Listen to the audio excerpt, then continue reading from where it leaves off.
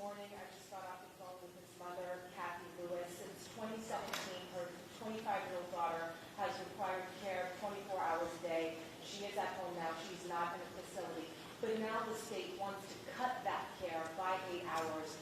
She's not sure why this is happening. Is that legislation you're talking about? She just got a letter from the Agency for Persons with Disabilities. Can you show me the letter so we can look at it? The letter, but what would you tell this mother? Well, I want to see it. I mean, what happens is, if there's a bureaucratic issue, we want to come in and try to help people out. And so if you get that to us, we will absolutely work. I know the legislature is working on different things. We've had issues. I mean, there's been a huge increase in Medicaid, of course, but the reimbursements are low, so those are going to go up because it's harder to get people, and folks need care. So you're going to see, I think, some issues with the legislature in terms of that. But that particular case, if you get us that, I will talk to the agency and we'll see what we can do.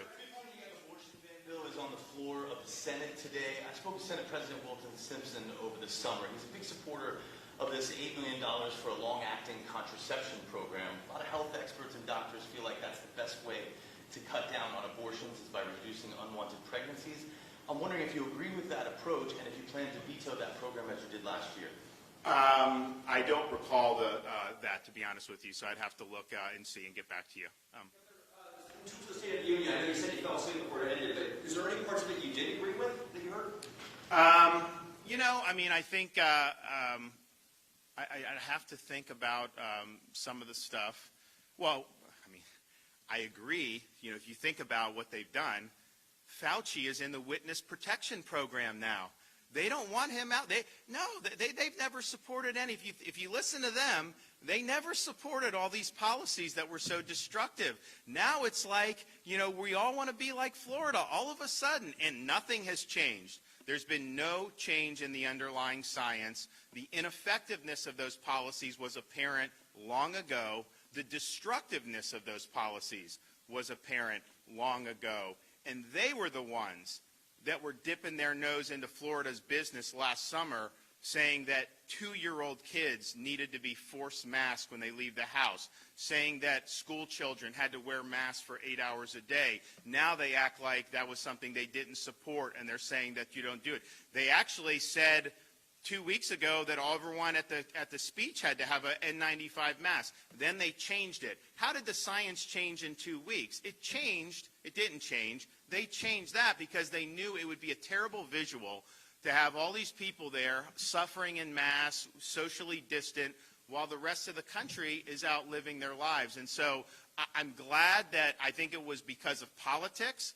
I don't think this was a legitimate conversion. I think they're getting negative polling, and I think most Americans associate these never-ending restrictions with their administration and like-minded governors and mayors. And it's interesting because for every governor or mayor that takes restrictive action, mandate, lockdown, almost all say, critical of Florida. How many of them end up on vacation in Florida over the last year and a half? And there's a lot that many of you know, but I can tell you there's even more that haven't been made public because people tell me these things because, they work at like a, resort, and they're like, wait a minute, if I was working in their state, I'd have been shut down, and yet they come down here and they're enjoying all this stuff. So I'm glad that they have pivoted off of it. I think it's been really damaging, and I think you're going to continue to see problems with what we're seeing with some of the school children, how they were treated in a lot of these different parts of the country. I mean, can you imagine, like, you're in Chicago or Los Angeles or some of these places, and you can't get your kid in school for the entire year last year? Or you'd go in one day a week, and then forget about all the mitigation once you're in school. But that is a huge, huge thing. That's going to have huge ramifications far into the future, and they were responsible for doing that. We stood up for kids in Florida. We stood up for parents. We stood up for education because we thought it was important, and I think our kids are going to be much better off than a lot of these kids in these other states. And even to that day last night, you have them saying no masks in the Capitol, which I support, but then they're still forcing kids in elementary school in certain parts of the country to do this. And so I'm glad that the conversion has happened. I don't think it's necessarily genuine. I think it's more driven by political science. But here's, I think, the stakes for just people in Florida and throughout the country. Once we get through that midterm election, I think people that are of that mindset will probably look to clamp down again. And so the only way you could be sure that your freedoms are going to be respected is to make sure that you're supporting people who have demonstrated a record of actually supporting your freedoms. Yes, sir. Could you address the crisis in Ukraine and how the president is handling it, and is there anything you would do differently if you were in charge? Well, I said the other day that if you look at what's going on in someone like Vladimir Putin, I analogize him to basically an authoritarian gas station attendant. If you look at their country, it's a hollowed out country, but for the energy. And yes, they have legacy nuclear weapons, which makes them much more dangerous than if they didn't have those. And so he's in a situation where his ideology, I think, is try to reassemble some of the lost glory of what they had. Now, the Soviet Union was not a glorious entity. I mean, this was one of the most evil regimes in modern history, and the result was a lot of deaths because of Soviet communism and Chinese communism in the 20th century. But his view is that the dissolution of the Soviet Union was a bad thing, and so he's being fueled because America's not serious about energy independence right now, and Europe is not serious at all. So Europe is funding this guy, so he has the ability now to go in and flex muscle. When I was in Congress under President Trump, we funded a lot of weapons for Ukraine to be able to defend themselves. I think that has helped them put up a fight. I think that they've done better than a lot of people thought. Nevertheless, they're putting a lot of machinery, a lot of heavy equipment inside that country. That's going to be very difficult, for Ukraine to keep at bay indefinitely. However, what I think is going to end up happening is you're going to end up with like these Ukrainians engaging in guerrilla warfare, and I think it's going to be like death by 1,000 cuts. And so I think Putin is miscalculated.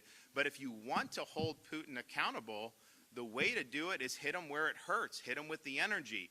But in order to do that, America, we would need to reverse the policies that Biden's put in place. We'd have to get Keystone back online. We'd have to do ANWR. We'd have to do production on federal lands. That will then get us to where we were, where we could be independent of Russian oil and be able to have a lot of leverage to use against them in this. But if you're not willing to do that, I mean, some of these sanctions, maybe they'll have an impact. We'll see how it all shakes out.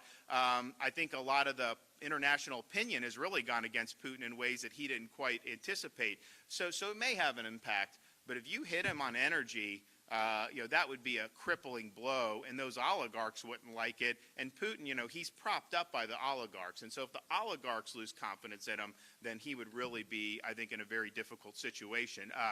But at the end of the day, this is a guy that is very aggressive, and I believe that the decision to go into Ukraine was one that was probably made last summer as he's watching what was happening in Afghanistan and the failed American, how Biden handled that. I think he sized that up. I think President Xi in China is sizing that up. I think the Ayatollah in Iran is sizing that up. And so I said you're going to have a lot of turmoil over the next 3.5 years, and unfortunately that's being proven correct. But hitting him where it hurts is really what you need to do to be able to really show that this was a big error in judgment. I think he miscalculated anyways. I don't think this is going to work out for him the way that he wanted to. And when you see people that are willing to fight, I mean, it's inspiring to see these people just grab rifles who are civilians and going out there and fighting to ward off a Russian army. A lot of other places around the world, they just fold the minute there's any type of adversity. I mean, can you imagine if he went into France, would they do anything to put up a fight? Probably not.